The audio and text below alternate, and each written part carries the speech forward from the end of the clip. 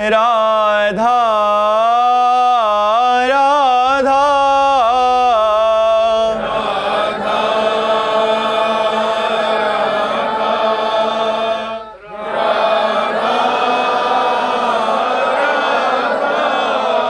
हाय राधा राधा राधा राधा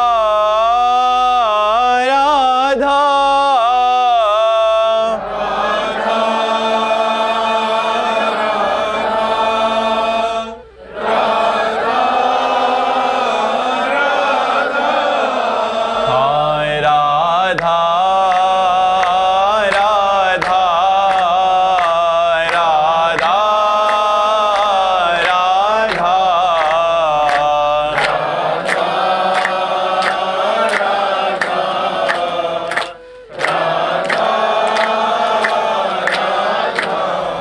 राधा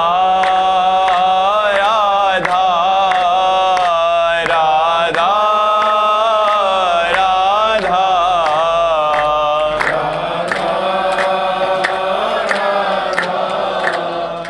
राधा राधा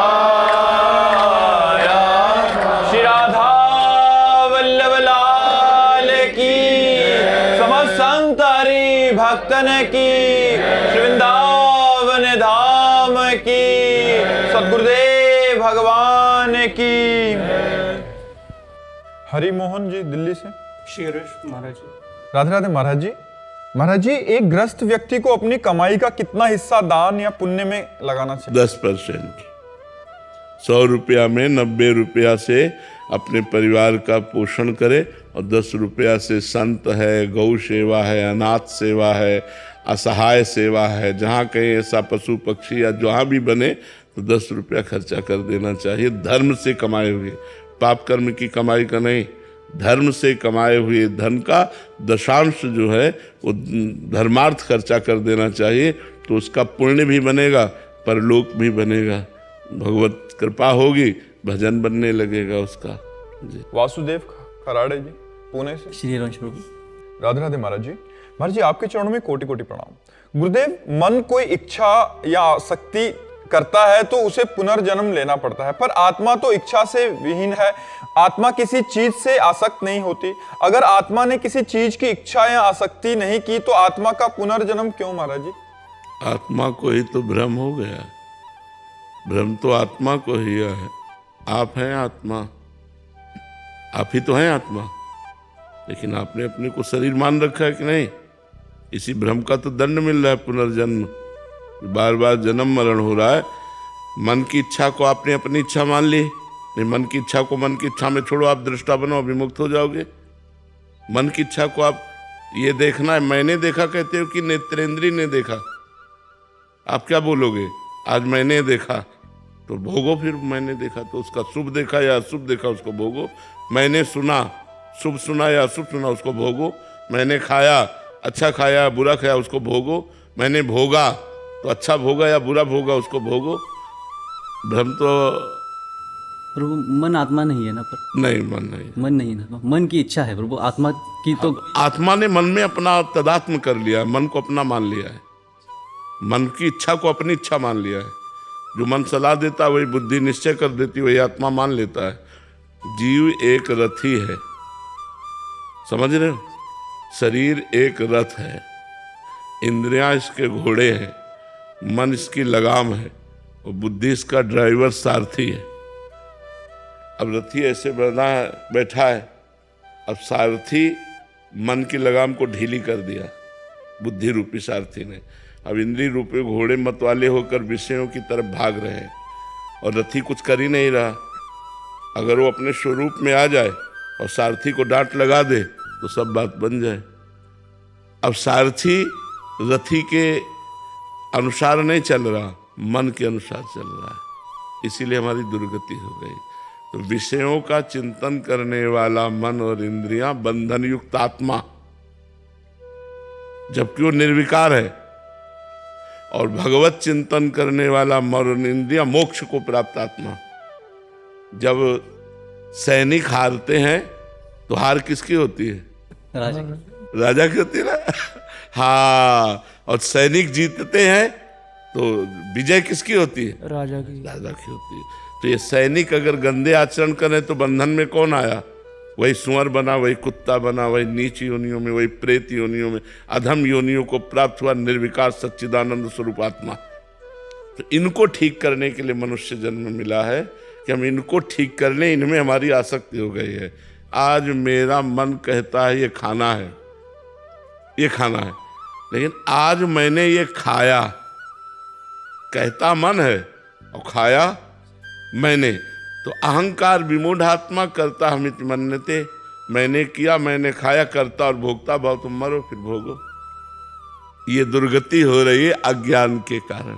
यद्यपि निर्लेप निर्विकार अचाह आप्त काम आत्मा है, लेकिन वो मन में तदात्म कर लिया।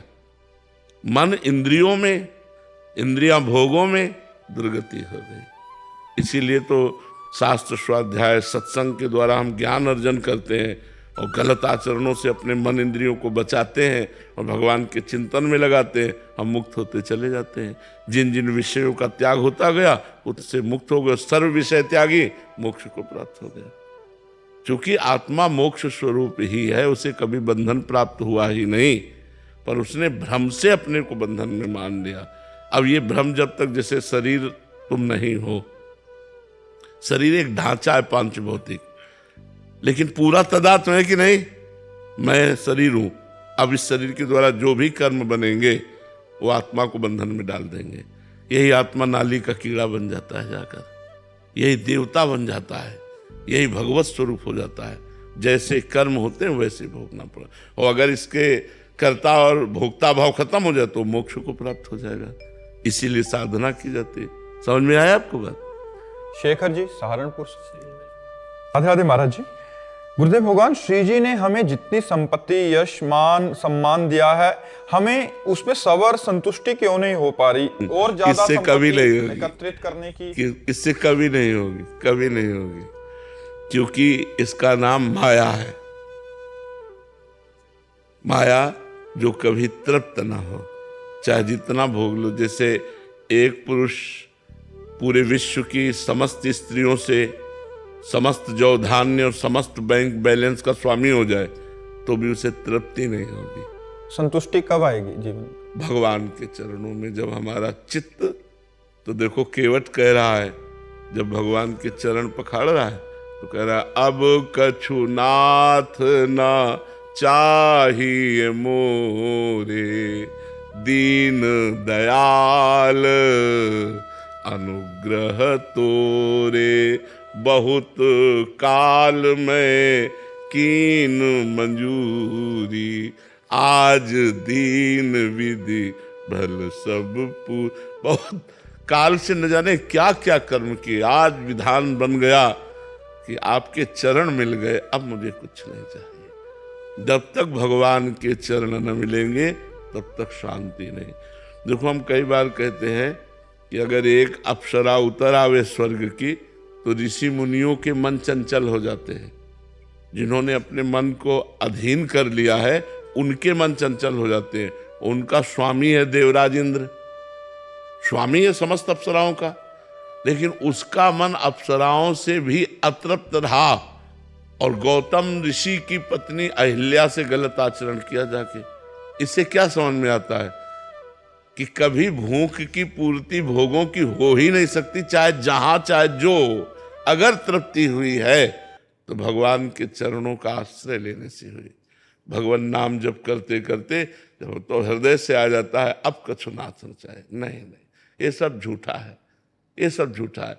देखो, आप लोग तो गृहस्थ में हर भोग भोगे हुए हैं।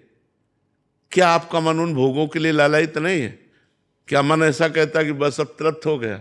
नहीं, फिर वही नई चाह, फिर वही नए ढंग से भोगने की चाह, फिर नए शरीर को भोगने की चाह, नए भोगों को भोगने, ये है। और ये आज से थोड़ी चल रही, जब से सृष्टि हुई तब से हमारी चल रही, तो आज तक पूर्ति नहीं हुई, इस जन्म में भी पूर्ति नहीं होगी। इसलिए सावधान हो जाओ, गलत आचरणों को छोड़ो, धर्म पूर्वक विषय भोगो और नाम जप करो। धर्म पूर्वक चलोगे तो विषयों से वैराग्य हो जाएगा, और अधर्मिक विषय भोगोगे तो उसमें राग हो जाएगा और दुर्गति हो जाएगी। जैसे आप एक नियम ले लो कि हम अपने धर्म की कमाई से ही उदर पोषण करेंगे, अपनी पत्नी से ही केवल अनुराग रखेंगे, कभी कोई पाप नहीं करेंगे, तो आपका मन भगवान की तरफ चलने लगेगा, भोगों से हटने लगेगा। और जब आप इधर उधर दृष्टि डाल के गलत आचरण, तो मन आपको फंसा देगा। अधर्माचरण, पापाचरण ये मन को फंसाने के लिए है। मन फंसा जहां भोगों में, तो दुर्गति हमारी पक्की, और मन भगवान में फंसा, सदगति हमारी पक्की। मनुष्य जन्म मिला है मन को भगवान में फंसाने के लिए। भोगों में तो बहुत योनियां हो गई, बहुत जन्म हो गए, तो तृप्ति कभी हो ही नहीं सकती, चाहे जितना हो। तृप्ति तो तभी हो सकती जब भगवान के चरण मिले, भगवान का नाम जप करो। तो जैसे केवट नहीं, अति आनंद उमगी अनुरागा, आनंद ही नहीं अति आनंद, आंसू बह रहे, बस कर तृप्त हो गया, अब कुछ नहीं चाहिए, तृप्त हो गया। ये भगवान से मिलने पर होगा, तो इस संसार के मिलने से नहीं हो सकता। नहीं, किसी से भी पूछ लो, कभी तृप्ति नहीं है, कभी तृप्ति नहीं, कि बस ऐसा कभी नहीं हो सकता। आपकी मांग 1 लाख रुपया है, तो उनकी 1 अरब रुपए की मांग है, उनकी 1 खरब रुपए की मांग है, वो बड़े भिखारी हैं। तो ये चाह कभी पूर्ति हो ही नहीं सकती, ये भगवान से जुड़कर ही पूर्ण हो सकती है। समझ पा रहे आप? दीपक कुमार जी दिल्ली से। श्री हरिवंश गुरुदेव। पूज्य गुरुदेव, भक्तमाल ग्रंथ में अनेकों ऐसे प्रसंग हैं जिसमें भक्त संत समागम एवं संतों की सेवा में बहुत ज्यादा भाव रखते थे एवं अपना सब कुछ उनकी सेवा में अर्पण कर देते थे, जैसे पीपा जी एवं उनकी धर्मपत्नी सीता जी, महाराष्ट्र के राजा महिपति वराज जी की बेटी का प्रसंग आदि। क्या आज के युग में भी ऐसी निष्ठा रखने वाले भक्त हैं महाराज जी? बहुत कम है। जैसा देखा गया, एक दिन पीपा जी और सीता सहचरी जी चीदर चिदरानी जी के दर्शन करने के लिए गए। गृहस्थ भक्त थे। चीदर चिदरानी जी तो द्वारिका में भगवत साक्षात्कार के बाद वहाँ द्वारिका में महिमा सुनी। कुछ चीदर चिदरानी जी नाम के एक भक्त हैं, तो वहाँ गए। अब वो ऐसे महान भक्त थे कि सब कुछ उनका संत सेवा में जा चुका था। मतलब यहाँ तक कि खाने के लिए भोजन भी नहीं था। वो भगवत आश्रित निरंतर नाम जप, और एक वस्त्र चीदर जी के शरीर में फटा पुराना धोती, और एक नया वस्त्र चिदरानी जी के शरीर में था। चीदर जी ने देखा पीपा जी और सीता सहचरी आई, बहुत ही एकदम विकल हो गए कि इतने बड़े महान संत हमारे पास आए। मिले, खूब आनंद से बैठे। चीदर जी घर गए अंदर, और चिदरानी जी से कहा, आज संत विमुख जाएंगे, क्योंकि हमारे पास कुछ है नहीं, बाजार में कोई उधार देता नहीं, कुछ नहीं है जिसको हम बेच सके, क्या करें? तो चिदरानी जी ने कहा, आप शोक मत करो, ये हमारा नया वस्त्र है, कुछ बिकी जाएगा 1-2 टका का, तो इससे चावल और दाल खरीद लाना, जो मिले भोग तो लगा देंगे। वो प्रसन्न हो गए। एक ही वस्त्र था, तो बाजार में बेच दिया। जो भी उससे दाल चावल जो भी मिला उन्होंने बनाया, और बना के कोई 1 2 सेर 2.5 सेर थोड़ी मिलेगा उस कपड़े, एक कपड़े का। तो वो ले करके पीपा जी सीता सहचरी को बाहर चीदर चिदरानी जी ने कि आप पाओ, तो उनका भक्तानी को भी बुलाओ, सीता सहचरी जी ने कहा। तो उनका नहीं, रहने दीजिए भक्तानी को आप, तो वो मैं लिवा के लाती हूँ। अंदर गई तो आंखों में आंसू और मुख में भगवान नाम, और रसोई में बैठे हो भगवान का चिंतन करें कि भगवान आप बड़े कृपाल हो। ऐसी स्थिति में भगवान की कृपा वो देख रहे। सीता सहचरी जी गई और उनका भक्त रानी, तो आप तो निर्वस्त्र हैं। तो उन्होंने आंख उठाई और कहा, हमने सुना था कि आपने द्वारिकाधीश का दर्शन किया है, तो हमारी आकांक्षा थी कि जब आप मिलोगी तो भगवान की रूप माधुरी का वर्णन करोगी। क्या इस नाशवान शरीर के विषय में प्रश्न किया? नंगा ही पैदा होगा, अगर नंगा ही मर जाए तो क्या फर्क पड़ता है?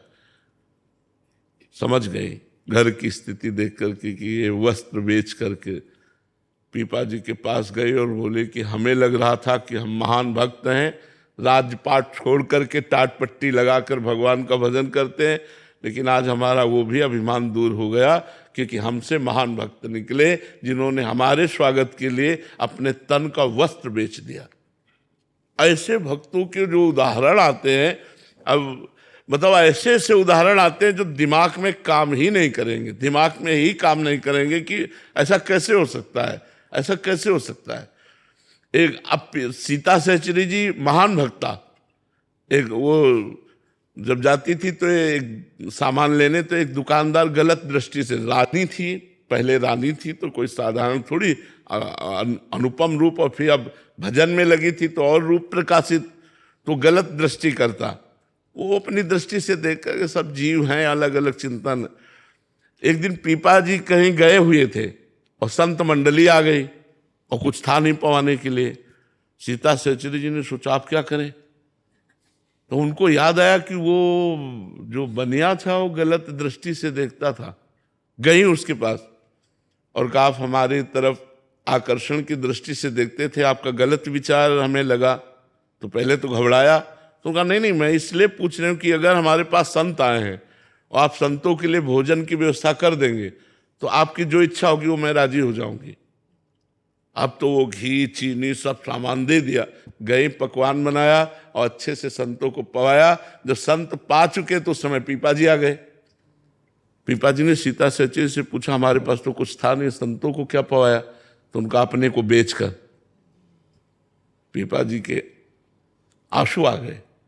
उन्होंने कहा धन्य है जो तुम्हारी जैसी हमको मित्र मिली, पत्नी मिली, अब बैठो हमारे कांधे पे, मैं तुम्हें ले चलूंगा उसके पास। और उसकी दुकान के पास गए, उतर गए और कहा जाओ।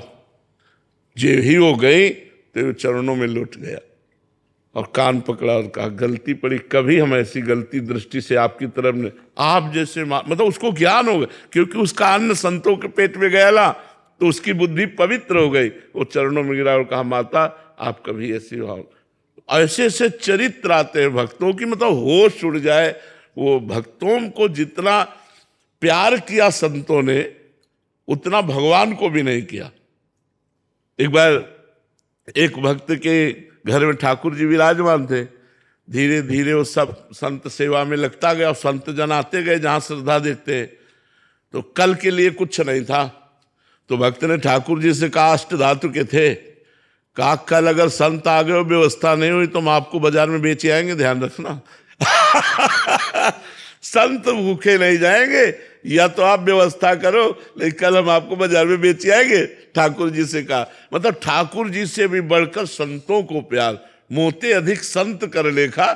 कलयुग है, मुझे लगता है होंगे भगवान की सृष्टि है, पर ऐसे मतलब ऐसे बिरला ही कोई होगा, नहीं तो बहुत कठिन है, बहुत कठिन है। जो भक्तमाल में, जो रसिक अनन्यमाल में भक्तों के चरित्र में आता है, ऐसा कोई बिरला ही होगा जो संतों से ऐसा प्यार करे। नहीं तो, और जो संतों से प्यार कर ले गया वो भगवान को अधीन कर लेगा, वो भगवान को अधीन, क्योंकि भगवान के ही भाव से तो संतों से प्यार किया जाता है। तो संत भगवान की कृपा से मिलते हैं, अगर उनकी सेवा बन जाए तो भगवान की सेवा साक्षात बन गई। कहा जाता है कि भगवान को अगर पाते देखना तो संतों को पवाओ, भगवान संतों के मुख से पाते हैं, भगवान संतों के मुख से पाते हैं। तो संतों की सेवा के जो भक्तमाल में उदाहरण है, होगी क्योंकि भगवान की सृष्टि है, होंगे ऐसे, पर बहुत बिरले होंगे, कोई ऐसे बकाया ऐसे नहीं होंगे। ऐसा दे देना कुछ वो बात अलग है, लेकिन प्राण न्यौछावर कर देना, सर्वस्व न्यौछावर कर देना, ये बहुत कठिन बात है। राम शरण जी, जय जय श्रीतार। राधे राधे महाराज जी। महाराज जी, माता पिता की भगवत भाव से सेवा करते हुए गुरु कृपा से आजीवन अगर ब्रह्मचर्य का पालन करते हुए भजन करने वाले साधक भी क्या विरक्त माना जाता है या ग्रस्त? विरक्त ही माना जाएगा, विरक्त ही माना जाएगा। विषयों से वास्तविक विरक्ति होना ही वैराग्य का मार्ग है। वो चाहे भेष गृहस्थ का हो, उसे कोई फर्क नहीं पड़ता है। भेष विरक्त है और विषयों से अनुराग रखता है तो पाखंडी है। बिन विवेक वैराग्य भक्ति बिनु सत्य न एको मानो, भगवत विमुख कपट चतुराई सो पाखंड नहीं जानो। भगवत ऋषि जी कह रहे विवेक और वैराग्य और भक्ति से युक्त हृदय है सो तो सत्य है, अगर विवेक और वैराग्य और भक्ति नहीं तो पाखंडी है कोई भी हो। तो बात विषयों से वैराग्य की है, बात भगवत तत्व के ज्ञान से है, बात भगवान के अनुराग की है। अगर एक गृहस्थ में आता तो वो महात्मा है। भगवान ने कहीं भी वेश का वर्णन नहीं किया गीता जी में, भगवान ने लक्षणों का वर्णन किया है। कह रहे हैं वासुदेवा सर्वमित सा महात्मा सुदुर्लभा। महात्मा कौन है? जो सबको भगवान का स्वरूप समझता है, जो जितेंद्री है, जो मनोनिग्रही है, जो भगवत भक्ति करता है, वो महात्मा ही है, चाहे गृहस्थ हो चाहे विरक्त हो। बात समझ में आई? गीतांशु जी सहारनपुर। राधे राधे। राधे राधे महाराज जी। महाराज जी, आपके प्रवचनों में सुना कि सिर्फ नाम जप से कल्याण हो जाता है। अगर नाम जप ना हो रहा हो तो क्या दान से भी कल्याण हो सकता है? नहीं, दान एक पुण्य क्रिया है। शुभ और अशुभ दो प्रकार के कर्म है। दान एक शुभ कर्म है जिसका फल सांसारिक सुख है। बहुत उच्च कोटि का दान हुआ तो स्वर्ग का सुख है, लेकिन भगवत प्राप्ति थोड़ी करा सकता है। भगवत प्राप्ति तो भजन से होगी। बारी मथे घृत होए बरु, सिकताते बरु तेल, और बिनु हरि भजन न भवतरी, या सिद्धांत अपेल। यह अटल सिद्धांत है।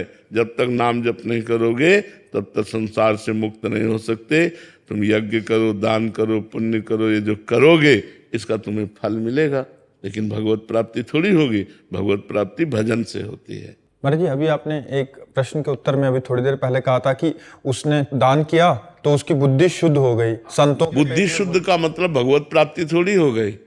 अब जो काम भाव से देख रहा था सीता सहचरी को, तो उसकी बुद्धि शुद्ध हो गई, वो मात्र भाव से देखने लगा, लेकिन भगवत प्राप्ति की थोड़ी बात हो गई। तो क्या महाराज जी उससे उसको संतों का संग और उसके हाँ, आगे की अब संतों का संग करके भजन करेगा तो भगवत प्राप्ति हो जाएगी। मतलब सोपान बन सकता है। हाँ, प्रथम भगति संतन कर संगा, इसीलिए कहा है प्रथम भगति संतन कर संगा, दूसर ममरत कथा प्रसंगा। भगवान के चरणों के जो प्रेमी संत जन हैं उनका संग करना प्रथम सोपान है। हमारी बुद्धि शुद्ध होती है, फिर आगे जब हम बढ़ते चले जाते हैं तो भगवान के भजन में रति हो जाती है और हमारा कल्याण हो जाता है। जैसे इन्होंने लिखा है दान से कल्याण, तो यात्रा के अंतर्गत में अगर ऐसा करेंगे तो संत संग होगा या बुद्धि? हाँ, जैसे आपने बहुत सुकृत किए तो लिखा है पुण्य पुंज बिन मिले ही न संता। तो उसका सोपान। हाँ, आप बहुत अच्छा पुण्य किए तो आपको संतों का संग मिलेगा, सत्संग से भजन में रुचि होगी और भजन से कल्याण। अच्छा, यात्रा ये। हाँ, भजन से परम कल्याण होगा। अगर दान पुण्य से होता तो बड़े बड़े धनी लोग ना दान करके भगवान को खरीद लेते, भगवान के धाम में भी पास बनवा लेते। नहीं, वो तो है नहीं। उसमें तो सर्वस्व त्याग कर भगवान से भजन करना, अंदर से अकिंचन होकर भगवान का भजन करना, तब भगवत प्राप्ति होती है। प्रज्ञा जी यूएसए से। राधे राधे। राधे राधे महाराज जी। महाराज जी, मैं प्रिया लाल की हूँ और गुरुदेव भगवान आपकी और इष्ट की कृपा से इसी जन्म में मुझे भगवान की प्राप्ति होगी। क्या मुझसे निकुंज में अगर कोई ऐसी गलती हो जाए जिसके कारण? नहीं, वहाँ गलती ही नहीं होती, गलती ही नहीं होती। वहाँ ऐसा जो स्वरूप मिलता है उसमें गलती के चांस नहीं होते। चांस ही नहीं है, चांस ही नहीं है। मतलब गलती के चांस पांच भौतिक शरीर में है, चिदानंद शरीर में गलती के चांस, जो मान लो सहचरी वपु है, गोपी वपु है, सखा वपु है, भगवान का जो ये दिव्य वपु है, इनमें चांस ही नहीं है, गलती का कोई चांस ही नहीं है। प्रियालाल के मन मन की रुचि जान नेह विधि अनुसार है। जो प्रियालाल के मन में चलता है वही सहचरी के मन में चलता है। वो मन की रुचि देख करके सेवा करती तो गलती का कोई सवाल ही नहीं होता। अंशुल जी। श्री हरिवंश। राधे राधे महाराज जी। महाराज जी, आपने मेरा हाथ ठीक उस समय पकड़ा जब मुझे शरीर का हर संबंधी दुख और धोखा दे रहा था। आपने अपनी इस लीला से मुझे सत्य का मार्ग दिखाया प्रवचन के माध्यम से। महाराज जी, अब प्रश्न यह है कि गुरुदेव भगवान ग्रस्त में रहते हुए वैराग्य जैसा जीवन और भरोसा संभव है क्या? हाँ, क्यों नहीं संभव है। कितने भक्तमाल में देखो, कितने ऐसे भक्त हैं जो गृहस्थ हैं और भगवान से दृढ़ संबंध रखते हैं। भाई, हम लोगों ने भजन को एक कुछ अलग मान रखा है। अब एक आदमी किसान है, फावड़ा चला रहा है, राम राम राम राम, हर फावड़े में राम राम कह रहा है, धर्म से कमा रहा है। आए हुए अतिथि संतों का भोजन, वो भगवत प्राप्त हो जाएगा। आए हुए अतिथि संतों का भोजन पान और करा रहा है, किसानी कर रहा है, भगवान का नाम जब, वो कभी माला लेके नहीं बैठता, कभी आरती नहीं करता, वो भगवत प्राप्त हो जाएगा। आप नौकरी जा रहे हैं, जाते समय नाम जप कर रहे हैं, 8 घंटे नौकरी कर रहे हैं, बीच बीच में नाम जप कर रहे हैं, 8 घंटे को कृष्णार्पणम मस्तु कर दिया, घर आए, अपने परिवार से सबसे मिले, हंसे बोले, जिससे जैसा धर्म है वैसा व्यवहार किया, खाया पिया, एकांत हो गए, भगवान का चिंतन कर रहे हैं, धर्म पूर्वक विषय भोग रहे हैं, वो भगवान को प्राप्त हो जाएगा। हमने भगवत प्राप्ति कोई ऐसा कठिन समझ रखा है, भजन को ऐसा समझ, तो कह दे फिर आप लोग, ये हमारे भाग्य में लिखा है कि विरक्त भाव से चलो और हजारों को तारने का ज्ञान प्राप्त करके हजारों को समझाओ। ये हम लोगों को अलग ट्रेनिंग दी गई, अलग मार्ग बनाया गया। नहीं, भगवत प्राप्ति के लिए सहज मार्ग है। नाथ सकल संपदा तुम्हारी, मैं सेवक समेत सुत नारी। गृहस्थी में रहकर भगवान का चिंतन करते हुए अपने गृह कार्य करो, परिवार को भगवान की सेवा का